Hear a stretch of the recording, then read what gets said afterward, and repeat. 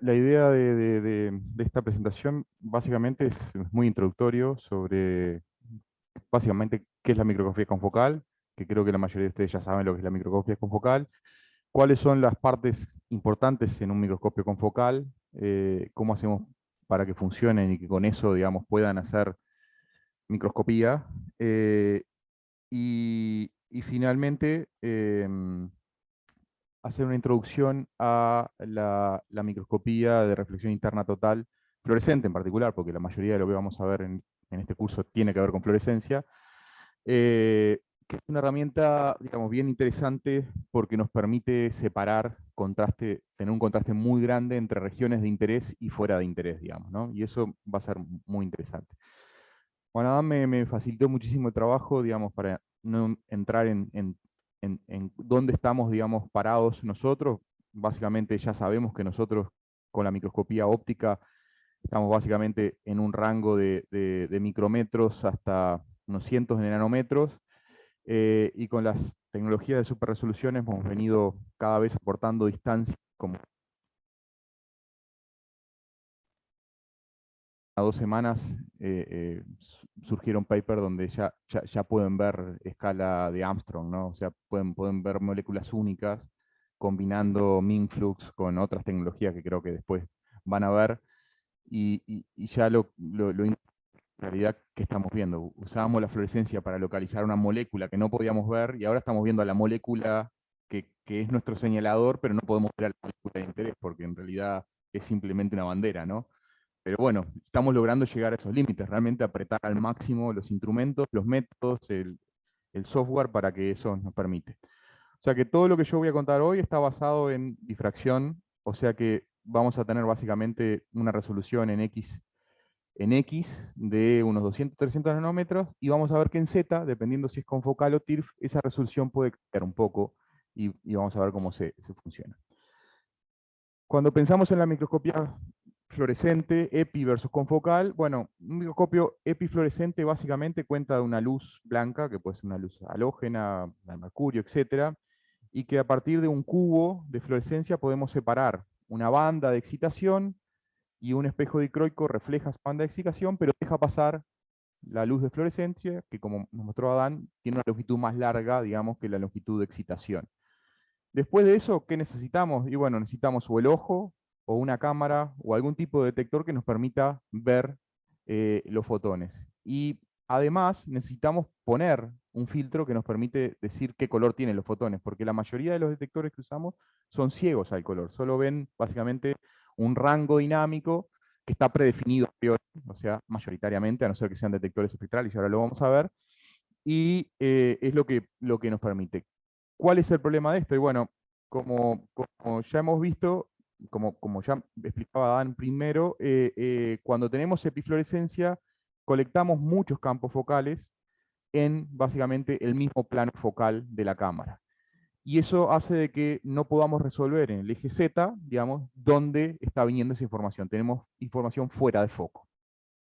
Con la microscopía focal, lo que logramos superponer ese problema es que a partir de poner un pequeño agujerito llamado pinhole frente al detector y usar óptica para focalizar la luz antes de que pase antes de que se focalice en el detector, logramos sacar o reyectar parte de la luz que está fuera de la región de interés que nosotros tenemos. Y ese simple, digamos, elemento óptico nos permite realmente tener algo muy, muy importante, que es resolución en Z. Eh, y no es otra cosa básicamente que poner lentes, digamos, si uno hace el viejo ejercicio de cuando la gente no puede ver bien, se pone un pequeño agujerito y focaliza mucho mejor la luz. Uno saca todo el background y logra ver con un pequeño pinjo lo que tengo en foco, y puedo enfocar mucho mejor. Bueno, me llamó siempre la atención estos lentes que están hechos para eso, para bajar la fatiga del ruido ambiente que tenemos y simplemente usar puntos de contacto que son lo que estamos dirigiendo nuestro ojo y focalizando nuestro ojo. Bueno, eso es un confocal. En este caso una mezcla de confocal con spinning disk, pero algo por el estilo. Eh, eh, bueno, ¿qué dos técnicas vamos a ver hoy? Bueno, hoy vamos a ver microscopía confocal y TIRF. En particular, lo que recién decía es en la epifluorescencia, básicamente esto. es difícil separar dónde estamos parados en una célula cuando hacemos epifluorescencia. Sin embargo, con la microscopía confocal o microscopía de fotones, logramos separar bien este Z. Y ese Z básicamente ronda entre 500, 600 a una micra, básicamente. 500, 600 nanómetros a una micra. En el TIRF vamos a ver que solo podemos ver cosas que están muy cercanas a la superficie donde está nuestra muestra. Pues hay otras alternativas como los spinning disk, y voy a ir apenitas en detalle más adelante, que también es una forma de hacer microscopía confocal, pero con otra lógica. Entonces, ¿qué necesitamos para hacer microscopía confocal? Básicamente una fuente de luz, necesitamos un escáner que nos permita mover la luz en nuestro campo, necesitamos detectores y necesitamos algunas otras ópticas y electrónicas para poder básicamente manejar lo que es luz de excitación, luz de emisión, mover el escáner, etc. Y bueno, la idea es ahora repasar un poco eso. Cuando decimos escáner, ¿de qué se trata? Bueno, se trata básicamente de dos motorcitos, galvanómetros, que permiten mover dos espejos de manera independiente y hacer que un beam, un haz de luz, se mueva en una dirección y en otra. O sea que lo que hacemos es realmente coordinar el escaneo a lo largo de nuestra imagen y conformar nuestra imagen punto por punto. ¿Cuáles son las ventajas más importantes? Bueno, la ventaja más importante es que tiene muy buena calidad y muy buena resolución. La desventaja más importante es que para tomar toda una imagen tenemos que pasar por toda ella, no podemos tomar una sola foto como sería una epifluorescencia. ¿Qué alternativas han habido, digamos, a eso? Bueno, si uno pudiera poner frente a una cámara un disco que tenga muchos agujeritos y esos agujeritos los hacemos girar en el tiempo, podríamos colectar puntos confocales en el tiempo de manera multiplexada, o sea, con muchos paralelos. Y eso es básicamente lo que es un spinning disk, ¿no? Un spinning disk hace rotar un grupo de pinholes a cierta frecuencia, coordinado con la frecuencia de lectura de la cámara, y logra colectar eso. ¿Cuál es la desventaja? Bueno, una de las desventajas más importantes, vamos a la ventaja primero. La ventaja más importante es que tenemos la lectura de nuestra imagen a un rate de una cámara, a la velocidad de una cámara. Lo que una cámara toma todos los píxeles en paralelo. Y eso hace que pase, digamos, de segundos a submilisegundos y milisegundos, digamos, que es en un esquema de cámara. ¿Cuál es la limitación más importante? Bueno, la limitación más importante es que estos píxeles son de un tamaño fijo y habitualmente la resolución en Z es peor que la de un confocal. Aunque la resolución en X y Y es bastante similar. Entonces esto es lo que le decía, para conformar nuestra imagen confocal tenemos que poder escanear en nuestro XEI, y bueno, eso lleva a mover este escáner. ¿Cuáles son las alternativas? Bueno, además de los galvanométricos, hay otros tipos de escáner, como el escáner resonante, que básicamente, en cambio de mover el potencial y hacer que mueva a diferentes velocidades, lo que hace es mover fijo a una frecuencia extremadamente rápida, y luego promediar señales para disminuir velocidades. O sea que te pone el escáner a la máxima velocidad y después uno logra bajarlo a partir de bajar o promediar más frecuencias del escáner. Después hay otros escáneres que honestamente yo jamás he visto en funcionamiento, como poligonales o optoacústicos, en los cuales lo que se hace es o con un prisma o con básicamente un elemento optoacústico. Es un prisma que le podemos aplicar radiofrecuencia, podemos hacer que la luz defleje y se mueva. Y en base a eso hacer que escanee muy rápido. Esto particularmente es muy útil también para atenuar la luz, porque uno puede jugar con qué parte, digamos, de la luz deja pasar o no, y puede elegir colores, puede cambiar, digamos, la atenuación de la luz, etc. Así que es una herramienta muy importante. Pero para mover el escáner necesitamos electrónica. ¿Y qué es lo que hace la electrónica? La electrónica es lo que conecta el hardware que le dice, mirá, cuando yo te pongo 1 volt, aquí estoy diciendo que vayas en esta dirección, ¿no? Y cuando te pongo menos 1 volt, te estoy diciendo que vayas en esta dirección. Entonces, lo que hace básicamente esto es darle las instrucciones electrónicas a los motores para que hagan lo que quieren hacer. Y después necesitamos electrónica en nuestra computadora, que es la que le dice a esta electrónica a dónde querés que vaya. Y entonces habitualmente eso se basa en funciones tipo seno, coseno, o funciones, digamos, triangulares, en las cuales decís, escaneá línea, volvé, escaneá línea, volvé, y en cada paso de escaneo línea, volvé, volá una línea en I y empezá de vuelta, y así se compone básicamente una imagen. Bueno, eso básicamente creo que la mayoría de los microscopios confocales funcionan de esa manera.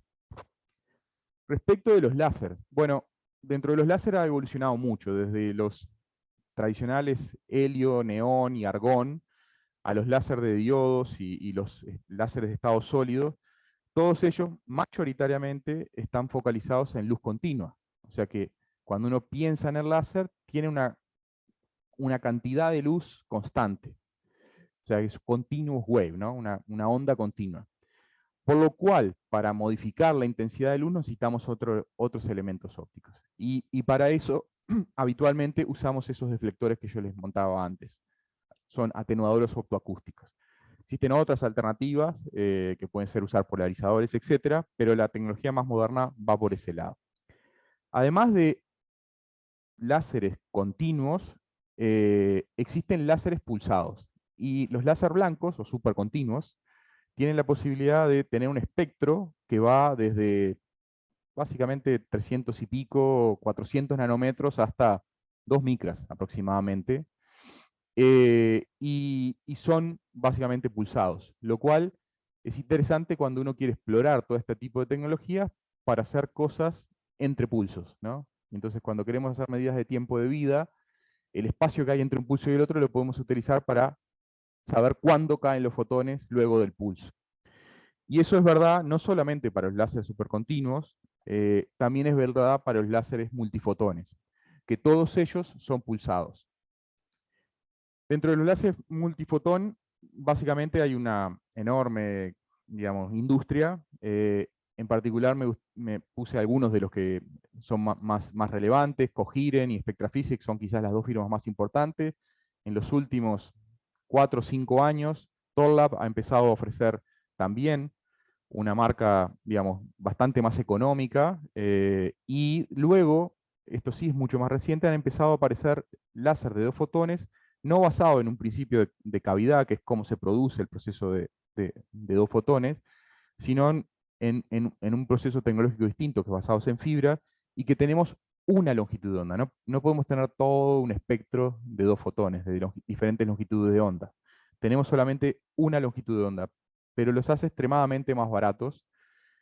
Para ponerlo en perspectiva, digamos, un láser como el de Torlab, bueno, incluso casi que los tres están por arriba de los $100.000, entre 100 y $150.000, y un láser de esta característica está en los 30 a $35.000.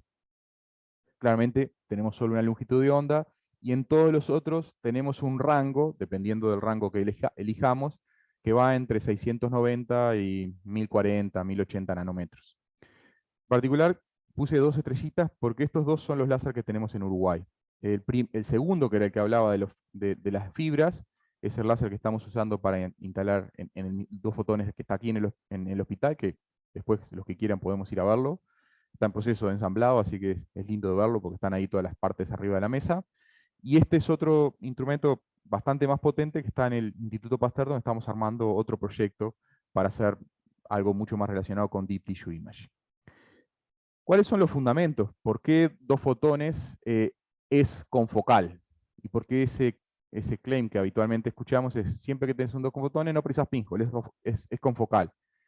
Bueno, es confocal por digamos, olvidándonos de la fórmula, es confocal por este principio de pulsar un grupo de fotones, o sea, comprimir un grupo de fotones en el tiempo y luego en el espacio a través de la óptica.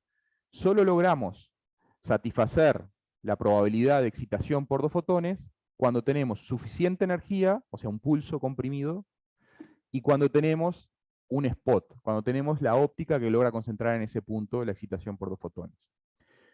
Si no, en todo el largo anterior, digamos, no tenemos excitación por 2 fotones. Tenemos pulsos, los fotones están comprimidos, pero no logramos concentrar suficientemente la probabilidad de que 2 fotones lleguen al mismo tiempo y logren hacer el proceso de excitación que habitualmente sucede por un fotón a la mitad de longitud de onda. Así que cuando decimos 2 fotones es igual a confocal, la realidad es esto. Lo real es que el volumen confocal de 2 fotones no es exactamente igual al de 2 fotones, porque la óptica en el espacio, digamos, 2 fotones, no es, digamos, gaussiana, no es lineal, es una función cuadrática, por lo cual en el eje XY es bastante parecido, en el eje Z no. En el eje Z es un poco más malo, es un poco más largo, porque básicamente tiene una función lorentziana. O sea que al principio es aguda, pero después se estira igual un poquito más. Entonces, ¿por qué los 2 fotones tienen alguna ventaja por un fotón? Y bueno, particularmente, dado que la longitud de onda es más alta, la energía es más baja, y además entra en un rango, es una ventana de excitación de 2 fotones, donde las moléculas que absorben dentro del tejido tienen los mínimos de absorción, particularmente la hemoglobina y el agua, también la melanina. Y me gusta señalar siempre, porque estas curvas parecen que no son tan importantes, pero acá son realmente órdenes de magnitud más bajos, ¿no? Esto es logarítmico, esta escala. Y lo mismo los coeficientes de scattering. Cuanto más la longitud de onda es más grande, el efecto de entrar en el tejido y que los fotones sean dispersados es cada vez menor. Y aquí también tenemos, digamos, un orden de magnitud cuando pasamos de luz visible a luz de 2 fotones. Por último, dado que el perfil de iluminación es solamente excitación en el punto confocal, no tenemos ni excitación por delante ni por detrás, por lo cual no rompemos esos fluorofocos que están ahí y no tenemos fuera de foco. Y eso es una de las ventajas, digamos, de 2 fotones por un fotón. ¿Qué más necesitamos? Necesitamos detectores. Y dentro de los detectores ha habido una evolución importante en la industria, particularmente en la década anterior, cuando recién empezó la microscopía confocal, la mayoría de los detectores estaban basados en fotomultiplicadores, que ahora vamos a ver cómo funcionan, con diferentes tipos de metales, o sea, dopan la superficie con metales para darle diferente sensibilidad en rangos espectrales. Por eso decía que los detectores son ciegos, o sea, ven en ese rango. Y dependiendo si son biálcali, multiálcali, etcétera, no sé por qué se me agrandó esto acá, multiálcali, etcétera, básicamente van a tener diferente rango espectral. Lo segundo y más importante es que cuando pasamos de la tecnología biálcali, multiálcali a los gallium arsenide fosfodime, que son los detectores más modernos, lo más importante es cuánto aumenta la sensibilidad.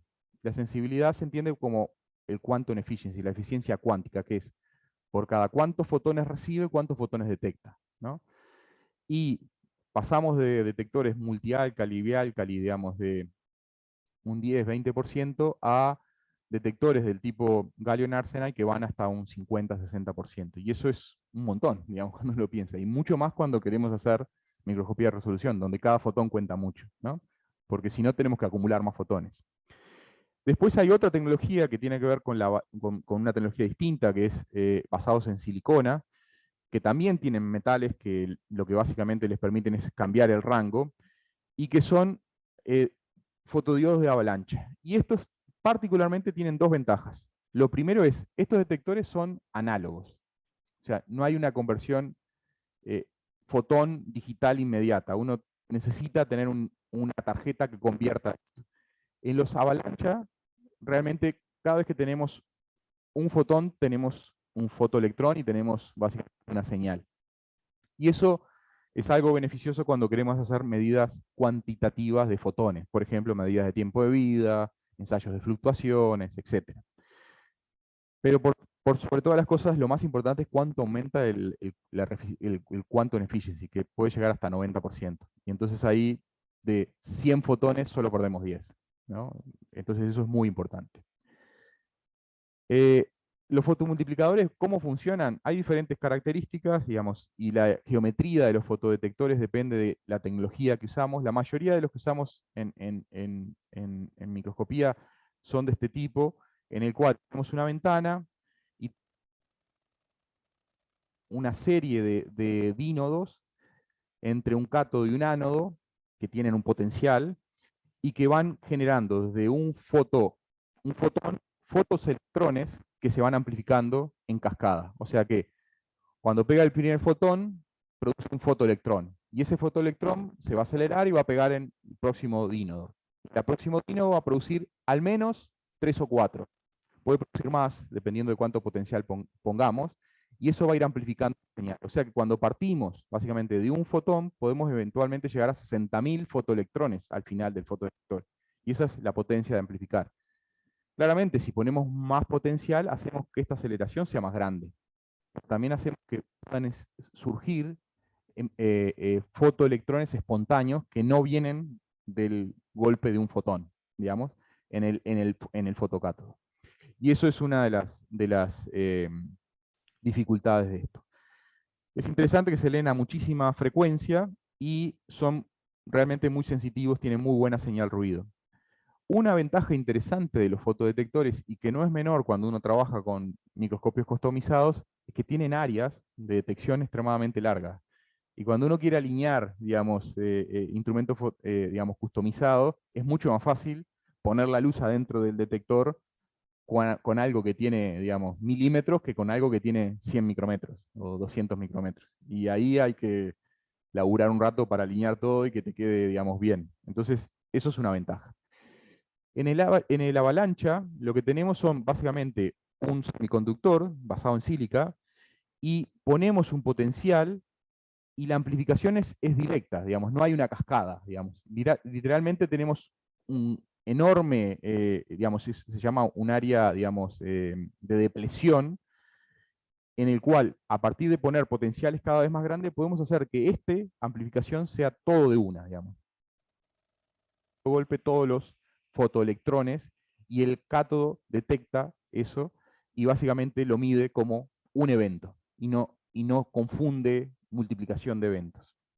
Entonces esa es la ventaja y tiene realmente para rangos muy, muy grandes, digamos, de voltaje, tiene dark current, que sería ruido, básicamente ruido eléctrico, muy, muy bajos.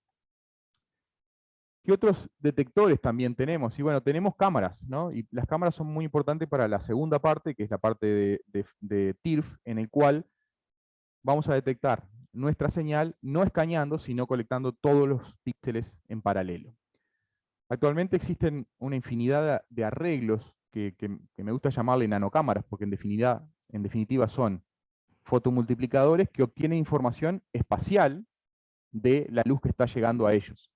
Entonces, por ejemplo, Zeiss puso en el mercado hace ya, digamos, unos 5, 10 años, diría, no menos, 5 años, el detector de AIRI, ¿no? En el cual tenemos 32 detectores arreglados espacialmente y lo que colectamos es básicamente la función de detección que nos contaba Adán al principio. Y en base a saber, digamos, esa función, podemos fitearla y podemos resolverla mejor. Y eso es algo que también creo que después van a hablar más adelante.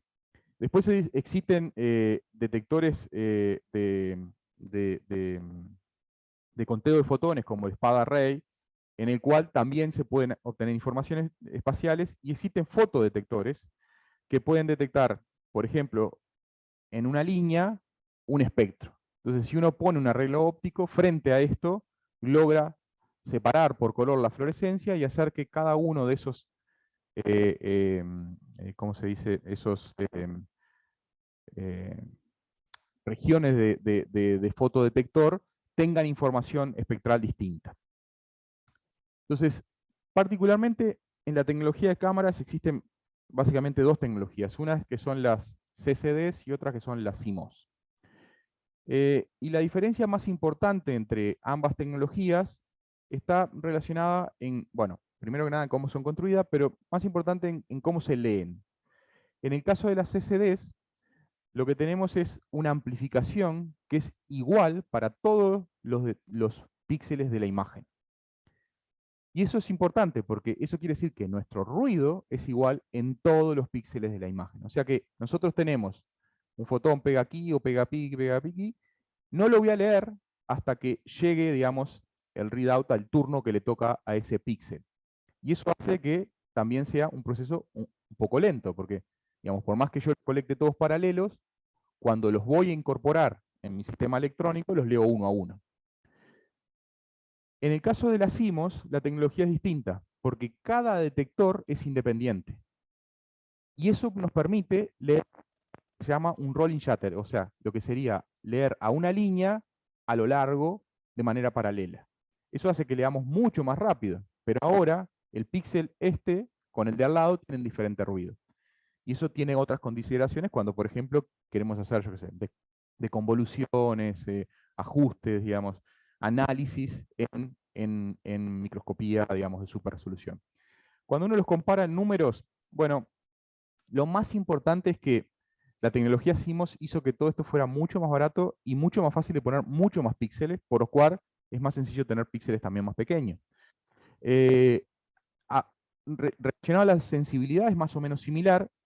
Lo que es mucho más importante es la velocidad con que uno lee. Uno puede leer todo un chip, básicamente, a 100 frames por segundo en una CMOS, y en una CMOS a lo sumo puede ir a 10, 20 frames por segundo. Entonces, claramente es más lento, necesito esperar más tiempo.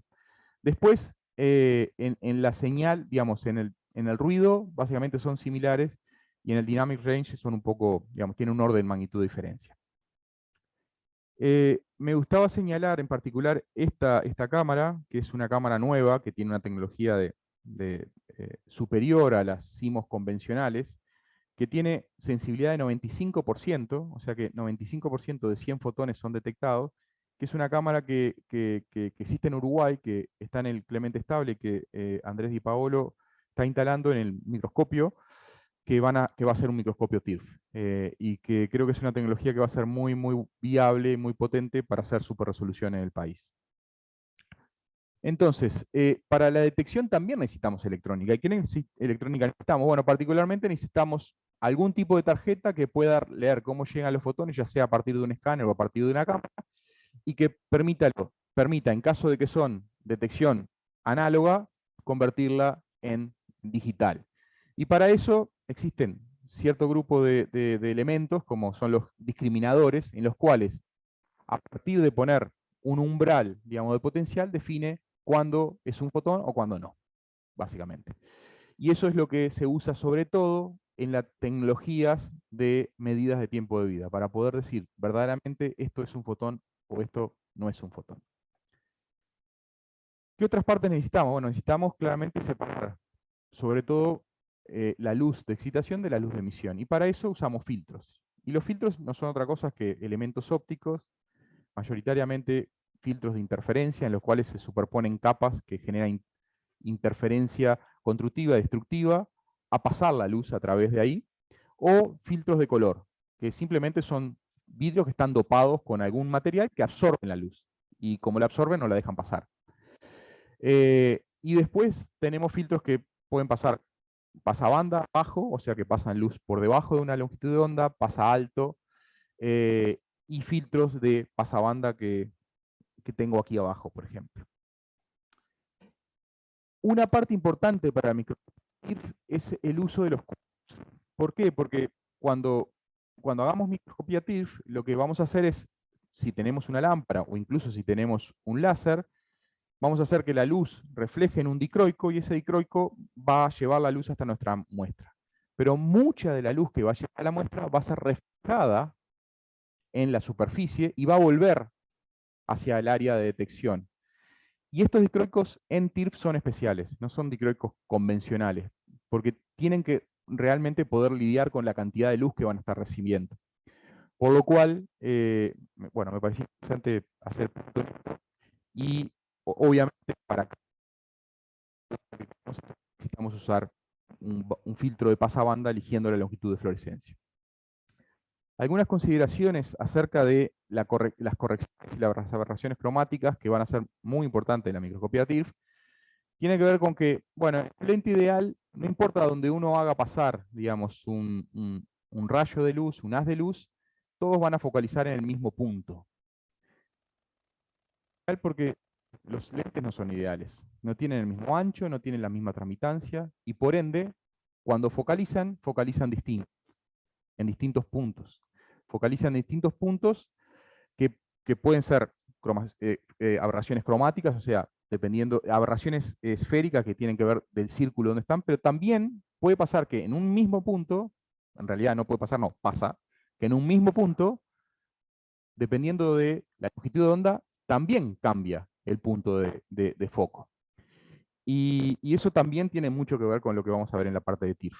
Para todo eso, bueno, existe enorme cantidad de tecnología en la industria que logran corregir, por ejemplo, con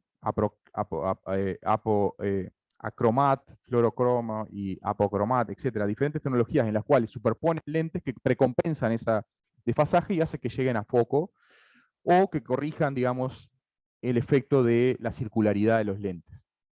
Así que, digamos, uno lo único que tiene que hacer es preocuparse de tener un buen lente para poder hacer la microscopía que quiere.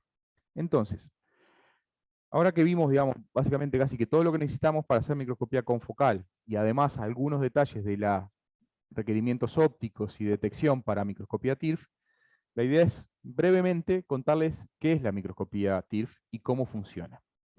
Bueno, la microscopía TIRF tiene como claim más importante, como reclamo más importante, el hecho de que solo puede ver estructuras que están muy cerca de una superficie, ¿no? De una superficie en donde hay un cambio en el índice de refracción significativo, ¿no? Y ahora vamos a ver qué tan significativo. Cuando eso sucede, tenemos esta situación en la cual una imagen que es epifluorescente logra aumentar enormemente su contraste porque solo estamos viendo las pequeñas, las moléculas que están muy cercanas al vidrio. Y ahora vamos a ver, digamos, de dónde viene esto.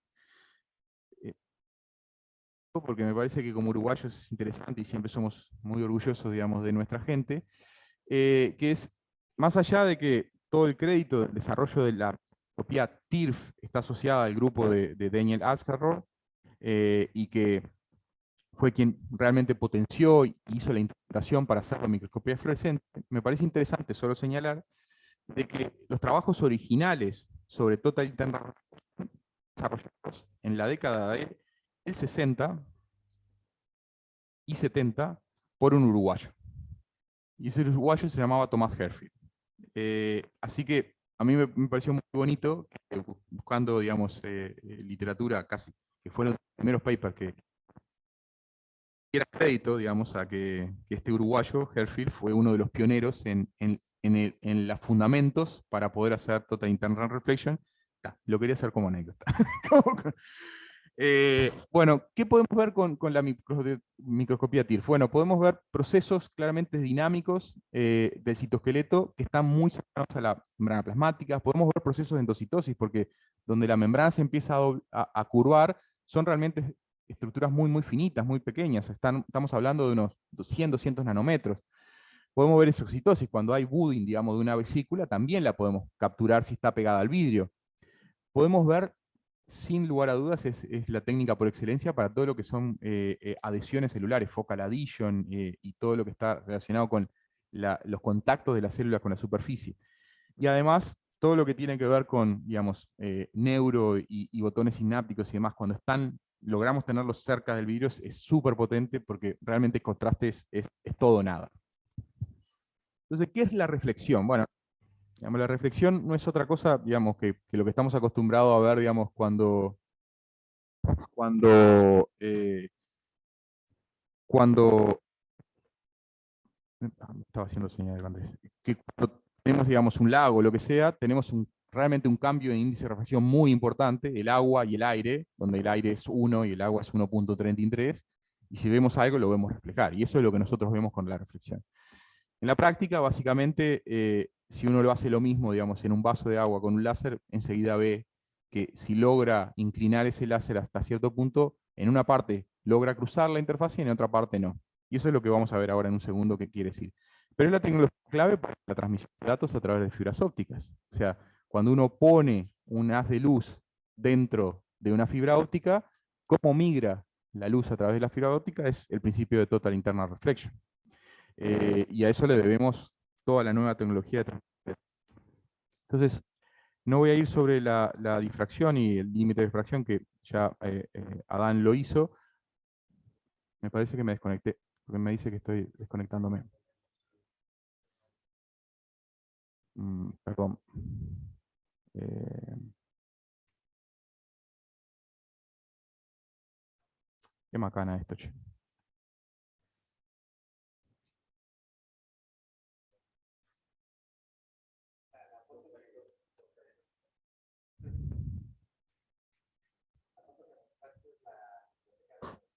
de la universidad.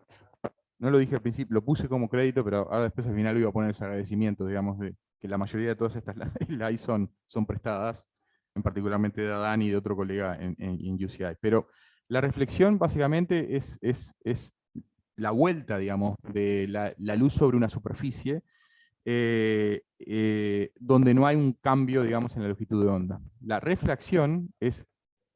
Ah, perdón.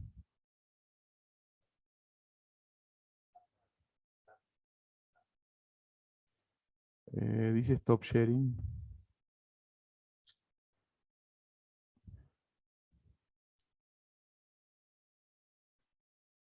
Perdón.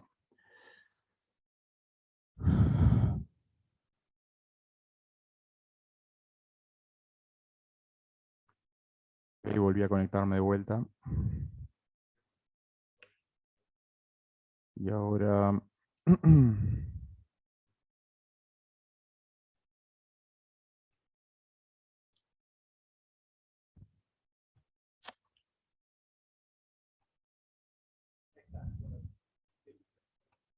Ok.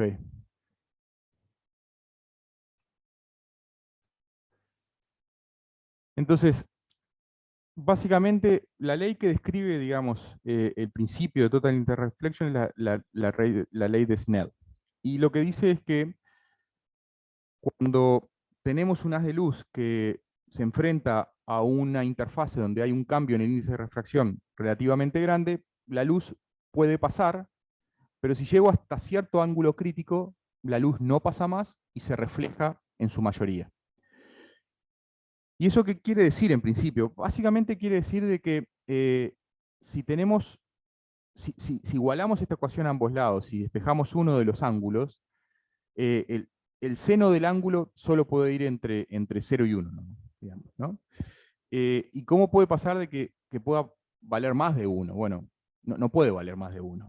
Entonces, eso sucede cuando básicamente tenemos la reflexión, cuando realmente se produce que la mayoría de la luz no pasa al otro lado y se refleja la mayoría, y se produce para ángulos mayores al ángulo crítico, digamos, de incidencia, se produce, digamos, una onda evanescente que penetra dentro del campo de visión. Eh, para calcular eso, básicamente es el ángulo teta, lo único que tenemos que hacer es la operación, digamos, matemática esta, despejando, digamos, teta de aquí y calculando ese índice de refracción. ¿Cuánto es el índice de refracción, el cambio en el índice de refracción que necesitamos? Bueno, necesitamos un cambio en el índice de refracción que más o menos vaya entre agua, o sea, 1.3, y lo que sería vidrio o aceite, que es 1.5. Necesitamos más o menos esa escala de diferencia para que eso suceda.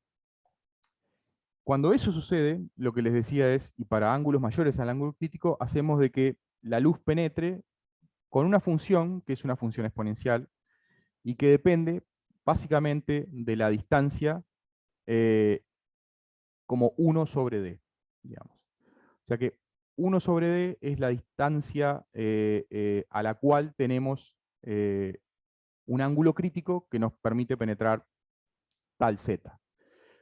Básicamente variando, perdón, este ángulo, haciendo que este ángulo pase por encima del ángulo crítico, podemos hacer que esta penetración sea entre un máximo de unos 200, 300 nanómetros hasta un mínimo de unos 20, 30 nanómetros.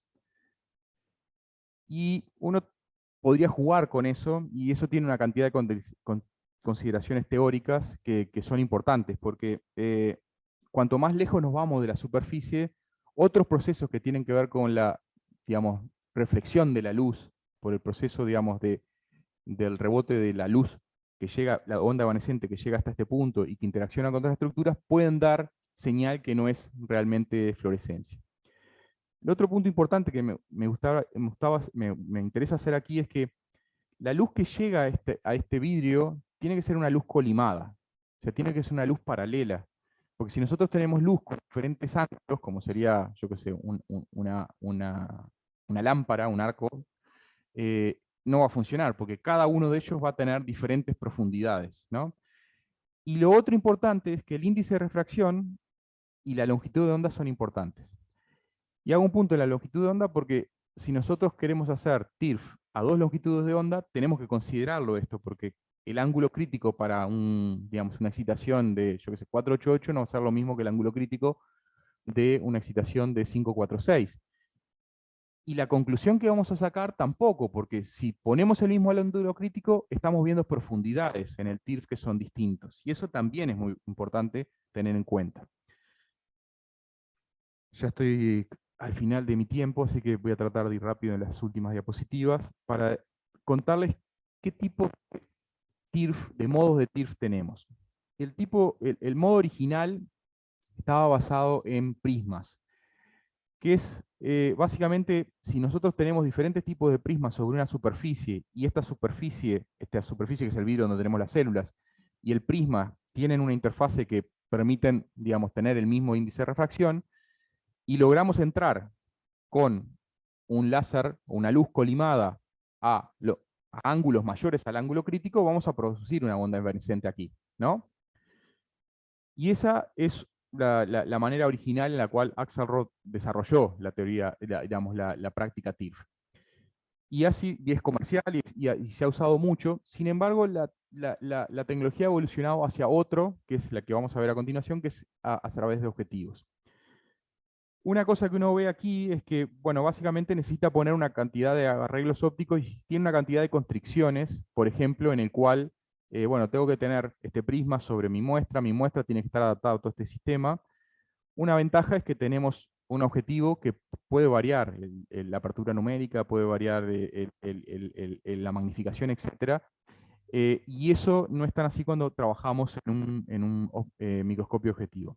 Otra alternativa es cuando podemos poner un prisma y a través de poner particularmente fibras, podemos hacer que la luz entre en este espacio. Y esta es la tecnología, por ejemplo, que están instalando estable, en el cual uno puede venir desde arriba o desde abajo y tener una cantidad de versatilidad para hacer TIRF en un microscopio invertido. La tecnología más utilizada, digamos, en el campo de TIRF es a través del objetivo. ¿Y cómo es esta tecnología? Bueno, si tenemos un objetivo con la apertura numérica suficiente, y ahora vamos a ver por qué la apertura numérica es suficiente, tenemos un láser que lo hacemos focalizar la luz focal trasero, digamos, del objetivo, hacemos de que la luz que va a ser focada en la superficie sea colimada. O sea que ese es un prerequisito importante. Y para hacer esto hay diferentes alternativas, que no voy a ir en detalle ahora, que pueden usar el puerto lateral, el puerto trasero, usar incluso una lámpara halógena y poner la óptica adecuada para que logremos digamos, llegar a tener la luz focada en este punto. Y todos ellos lo que hacen es, cuando llegamos al ángulo crítico, la mayoría de la luz refleja, y usamos al mismo objetivo que usamos para producir el TIRF para detectar también, que en el otro caso era distinto. El proceso de excitación iba separado del otro. ¿Por qué necesitamos aperturas numéricas altas para hacer TIRF con objetivo? Bueno, porque necesitamos ángulo. Y ese ángulo, que tiene que ser mayor al ángulo crítico, nos lo da la apertura numérica. O sea que literalmente podemos hacer TIRF con objetivo cuando tenemos aperturas numéricas por encima de 1,45. Por debajo de ello es muy difícil o básicamente imposible. Y es lo que se ve básicamente en esta gráfica. Si uno llega a ángulos, digamos, antes de 63, 64, digamos, en el ataque, digamos, del vidrio, no logramos tener TIF. Por encima de eso, logramos empezar a tener TIF y lo que vemos es cuánto podemos ir penetrando digamos, cuando más aumentamos el ángulo. O sea que a medida que aumentamos el ángulo, cada vez penetramos menos. O sea que podríamos resolver cada vez estructuras más finas. Para comparar brevemente las ventajas y las desventajas, bueno, para decir de las ventajas del prisma es que es mucho más barato porque no necesitamos óptica cara, digamos, ¿no? Necesitamos un prisma y eso son cosas muy baratas. Podemos barata también y eso también lo hace más barato. es mucho más sencillo el tema de colimación, porque el tema de colimación viene a pasar por la óptica que finalmente hace el TIRF, por lo cual todo el proceso de alineación y calibración es mucho más sencillo. Y una cosa importante es que este ángulo, digamos, es mucho más fácil de lograr, porque tenemos toda la comodidad de poner, digamos, nuestro ángulo de ataque en el que queramos, prácticamente en el que queramos. Y eso no es tan así cuando trabajamos en un microscopio basado en objetivos.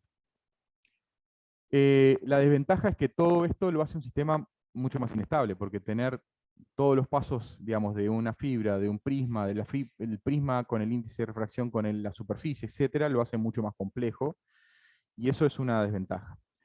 En cambio, en el objetivo, lo que podemos es tener mucha más magnificación, y esa magnificación significa mejor resolución, ¿no? Como ya lo vimos. Pero también significa más aberraciones cromáticas y otro tipo de líos, digamos, en los que no metemos. Eh, es básicamente free de colimación con láser, porque los láser ya son colimados, por lo cual simplemente tenemos que jugar con ese lente que está en el optical path para lograr focalizarlo en el back focal plane del objetivo, y con eso logramos resolverlo. Bueno, para finalizar quería contarle básicamente un par de detalles acerca de algún par de ejemplos digamos, de esto, y en este caso hay un par de ejemplos lindos que son, bueno, claramente todo lo que tiene que ver con citoesqueleto es muy claro cómo se significa mucho, todo lo que tiene que ver con la endocitosis, o sea, clatrina, vesícula, de endosomas y exosomas, eh, toda la combinación de superresolución con estocásticos es muy valiosa, porque tenemos básicamente no background dentro de la célula, entonces podemos focalizarnos muy bien. Y después creo que van a ver, digamos, cómo lidiar con esto de la penetración, cómo lidiar con ver de dónde están viniendo a diferentes puntos y cómo eso nos ayuda mucho a resolver en X y Z.